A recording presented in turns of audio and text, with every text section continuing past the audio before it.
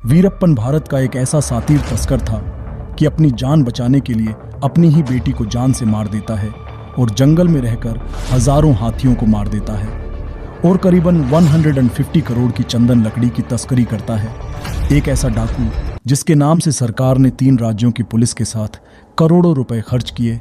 आइए दोस्तों, बड़ी गहराई से समझते हैं एक खुखार डाकू वीरप्पन गैंगस्टर की कहानी।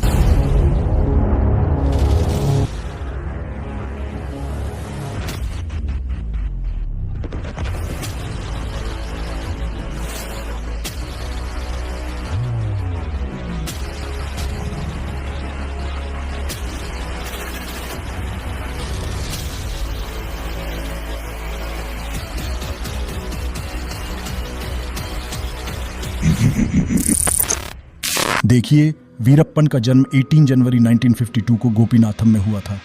वीरप्पन का पूरा नाम कुस्से मुनुसामी वीरप्पन था। वीरप्पन 8 साल की उम्र में वह एक अवैध रूप से शिकार करने वाले गिरोह का सदस्य बन गया था, क्योंकि उसके चाचा हाथी के दांत के तस्कर हुआ करते थे और वीरप्पन भी अपने चाचा के साथ तस्करी के धंधे में कदम रखता है और कहीं चालों तक अपने चाचा के साथ ये काम करता है। और एक दिन चाचा से विवाद होकर खुद हाथियों को मारकर दांतों की तस्करी करता है और यही से एक खौफ पैदा होता है, क्योंकि वीरप्पन ने करीबन 2000 हाथियों का शिकार करके तमिलनाडु और कर्नाटक के जंगलों को हाथियों से का सफाया कर दिया था।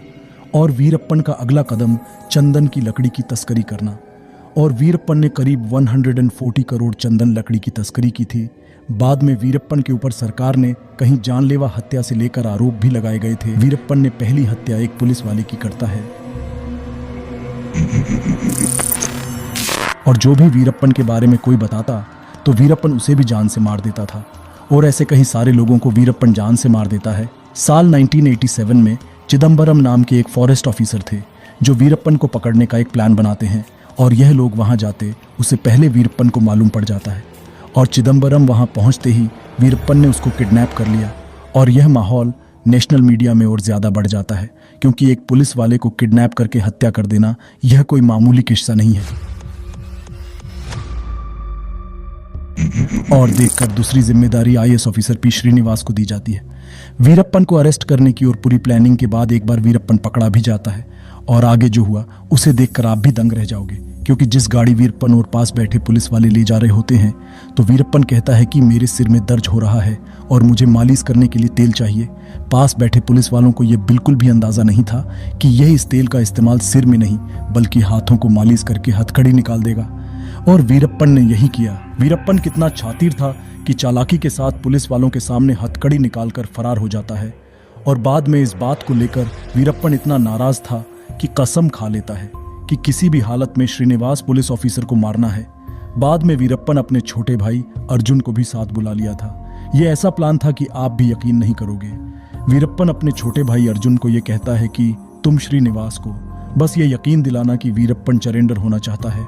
बाद में अर्जुन पी श्रीनिवास को यह कहता है कि वीरप्पन सरेंडर होना चाहता है और यह बात सुनते ही श्रीनिवास फिर से वहीं जाते हैं और 1991 में वीरप्पन चालाकी से पी श्रीनिवास को भी मार देता है।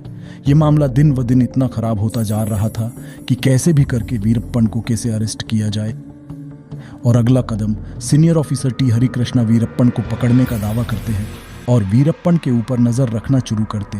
थोड़े दिनों बाद वीरप्पन को पता लगता है और सीनियर ऑफिसर हरिकृष्णा की भी हत्या की जाती है। और कुछ दिनों बाद वीरप्पन शकील अहमद और 5 और पुलिस वालों को भी मार देता है। यह आतंक इतना ज्यादा बढ़ गया कि सरकार को किसी भी हालत में वीरप्पन को पकड़ना चाहती थी और वीरप्पन अपना काम जारी रखते, हाथी दांत और चंदन लकड़ी को बेचना। दोस्तों, ये बात आपको भी पता होना चाहिए कि तस्करी में वीरप्पन सिर्फ अकेला नहीं था, बल्कि इस गैंग में कहीं सारे लोग शामिल थे। अब ये लोग क्या करते हैं कि लोगों की तस्करी यानी किडनैप करने का प्लान बनाते हैं। वीरप्पन और सारे लोग मिलकर एक किडनैप करने का प्लान बनाते हैं।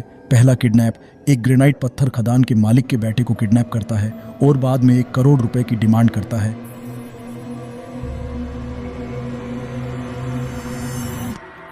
और इतनी बड़ी रकम देना पॉसिबल नहीं था और कहीं दिनों की बातचीत के बाद 15 लाख रुपए देकर बेटे को आज़ाद करता है। अगला कदम सरकार लेती है। इसको देखते हुए राज्य की सरकार बहुत तंग आ चुकी थी कि किसी भी हालत में वीरप्पन को पकड़ने के लिए एक टास्क फोर्स बनाई गई। यह टास्क अब BSF को दिया जाए, यानी कि बॉर्डर सिक्योरिटी को, अब बीएसएफ के ऑफिसर वीरप्पन को पकड़ने के लिए जंगलों में जगह जगह पर फेल जोते हैं। जब वीरप्पन की गैंग को इसके बारे में पता चला तो इसके ऊपर भी हमला करने लगते हैं और कहीं सारे ऑफिसर मारे जाते हैं और बाद में सरकार को बीएसएफ को हटाना पड़ा।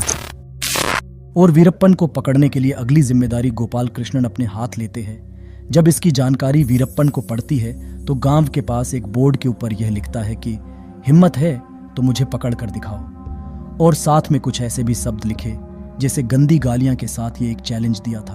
और गोपाल कृष्णन अपनी टीम और 43 पुलिस वालों के साथ एक गाड़ी और 2 बस में वीरप्पन को पकड़ने को निकले थे। और वहां पहुंचने में थोड़ी दूर से उनकी गाड़ी खराब हो जाती है और गोपाल कृष्णन गाड़ी से उतरकर बस में बैठ जाते हैं। आगे चलकर वीरप्पन को इसके बारे में पहले से ही मालूम था कि गोपाल कृष्णन गाड़ियां के साथ और कहीं लोग पकड़ने के लिए जंगलों में आ रहे हैं। वीरप्पन अपने गैंग के साथ रास्ते में बारूद बिछाकर तैयार रखता है। जैसे ही बस वहां पहुंची तो एक जोरदार धमाका हुआ और बस के टुकड़े टुकड़े हो गए और बस में बैठे 22 लोग मारे जाते हैं। वीरप्पन का यह एक पहला टारगेट था कि एक साथ 22 लोगों को मारना। यह सुनकर पूरे देश में शुनशुना सा हो गया। इस खबर के बाद तमिलनाडु, केरल और कर्नाटक 3 राज्यों की सरकार मिलकर वीरप्पन को पकड़ने को प्लान बनाते हैं, जब पहले स्टाफ फोर्स का बनाई गई थी। इसी तरह एक बार फिर से 3 राज्यों की सरकार मिलकर काम करने लग गए और वीरप्पन ने एक मुथु लक्ष्मी नाम की लड़की से शादी भी कर रखी थी। और कहीं दिनों बाद स्टाफ फोर्स के हाथों वीरप्पन की पत्नी पकड़ी जाती है और उसे अरेस्ट किया जाता है और वीरप्पन के साथ देने की वजह से आरोप लगाया गया। मगर कुछ दिनों बाद मुथु लक्ष्मी को छोड़ दिया जाता है क्योंकि उसको खास कुछ भी जानकारी नहीं थी। और अब वीरप्पन के मन में पुलिस का डर काफ़ी ज़्यादा बैठ गया क्योंकि वीरप्पन ने 1992 में अपनी बेटी को मार दिया था। क्योंकि वीरप्पन यह चाहता कि यह छोटी बच्ची अगर जंगल में रोने लगी तो इसकी आवाज़ से इस लोकेशन पर पुलिस पहुंच सकती है। इस कारण से बेटी को मार दिया। अगले टास्क में 3 राज्यों की सरकार मिलकर वीरप्पन को ढूंढने में कई महीनों तक जंगलों में यह काफिला चलता रही थी। और बाद में वीरप्पन गैंग के 6 लोग मारे जाते हैं और 9 लोग पकड़े गए थे। और इनमें से कोई भी आदमी पुलिस का सहारा नहीं देता था और ना ही मरने वाले लोगों के परिवार, क्योंकि वीरप्पन उनके परिवार को बड़ी रकम देता था इस मामले में। और 1994 में भी वीरप्पन फिर से पुलिस वालों को मार देता है और 1995 में 3 फॉरेस्ट स्टाफ को किडनैप करता है। और साल 1996 में और बड़ा एनकाउंटर मामले में 19 पुलिस वालों को मार देता है। अब वीरप्पन को पकड़ने के लिए वीरप्पन के छोटे भाई अर्जुन को अरेस्ट किया जाता है और बाद में अर्जुन अपने आप आत्महत्या कर देता है। जब वीरप्पन को अपने भाई अर्जुन की मौत का पता चलता है तब फिर से पुलिस पर अटैक करता है और जो भी वीरप्पन के नक्शे में आता था वीरप्पन वहीं पर ढेर कर देता था। अगले ही साल कुछ पत्रकार और फोटोग्राफर को किडनैप कर लिया गया था और किडनैप के मामले में वीरप्पन 30 जून 2000 को सबसे बड़े बिजनेसमैन को पकड़ने में कदम रखता है और कन्नड़ सिनेमा के राजकुमार को किडनैप कर लिया गया। और यह सुनकर माहौल और खराब हो गया। लोग सड़कों पर उतरे और रिहा करने की आवाज़ सरकार पर लगा रहे थे और वीरप्पन की सबसे बड़ी डिमांड यह थी कि जेलों में बंद कैदियों को रिहा किया जाए और कुछ पैसों की भी डिमांड करता रहा। बाद में सरकार ने 20 करोड़ रुपए की फिरौती दी गई और वीरप्पन की अगली किडनैपिंग साल 2002 में देखने को मिली। 25 अगस्त 2002 को वीरप्पन कर्नाटक सरकार के पूर्व मंत्री एस नागप्पा को किडनैप कर लेता है और सरकार को फिर बड़ी रकम की डिमांड करता है। मंत्री को छोड़ने के लिए इस बार सरकार रकम देना से मना कर दिया था और 3 महीने बाद एस नागप्पा की लाश कर्नाटक के जंगलों में मिलती है। इसके बाद कर्नाटक की सरकार वीरप्पन के लिए 15 करोड़ रुपए का इनाम रखा जाता है। जब वीरप्पन के आतंक हद से ज्यादा बढ़ जाता है तब तमिलनाडु की तत्कालीन मुख्यमंत्री जयललिता एक विशेष कार्य करती हैं और फोर्स बनाने का फैसला करती है और जून 2001 में इस टास्क फोर्स की कमान वरिष्ठ आईपीएस अधिकारी विजय कुमार के हाथों में दे दी जाती है।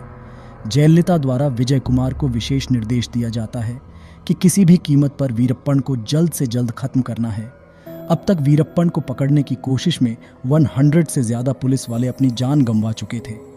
अब वीरप्पन को पकड़ने का सिर्फ एक ही प्लान था कि वीरप्पन को किसी भी तरह जंगल से बाहर बुलाया जाए और पकड़ लिया जाए। लेकिन यह काम इतना आसान नहीं था। वीरप्पन एक ऐसा नाम जिसकी बात होते आज भी कई बड़े अधिकारियों की नींद उड़ जाती है। वीरप्पन एक ऐसा डाकू जिसने जंगलों में बड़े बड़े अधिकारियों को धूल चटा दी थी। तमिलनाडु और कर्नाटक की सरकार ने 20 साल तक वीरप्पन की खोज जारी रखी थी। अब वीरप्पन को कैसे मारा जाए, यह एक अच्छा विचार और बेहतर डिसीजन क्या हो सकता है। फाइनली इसके बाद जब 18 अक्टूबर 2004 को विजय कुमार एसटीएफ को मालूम पड़ा कि वीरप्पन अपनी आंख का इलाज कराने के लिए जंगल से बाहर आ रहा है, इसके बाद एसटीएफ ने चाल चलते हुए वीरप्पन के लिए एक एम्बुलेंस का इंतजाम किया और एम्बुलेंस का ड्राइवर एक पुलिस ऑफिसर ही था और वीरप्पन को इसके बारे में कुछ भी पता नहीं था कि एम्बुलेंस कौन चला रहा है और गांव से थोड़ी दूर जाकर एम्बुलेंस के ड्राइवर एम्बुलेंस छोड़कर भाग जाता है। और यह सारी प्लानिंग पुलिस ने पहले से ही तैयार कर रखी थी और पुलिस ने चारों तरफ से घेर लिया गया और वीरप्पन को कहा जाता है कि वीरप्पन, पुलिस ने तुम्हें चारों तरफ से घेर लिया है और अपने आप को हमारे हवाले कर दो। वीरप्पन एम्बुलेंस में एक फायरिंग शुरू कर देता है और पुलिस ने चारों तरफ से गोलियां से एम्बुलेंस में छेद कर दिए और वीरप्पन के साथी 18 अक्टूबर 2004 को मारे जाते हैं। आपको बता दें कि यह कम से कम 300 राउंड फायरिंग की गई थी।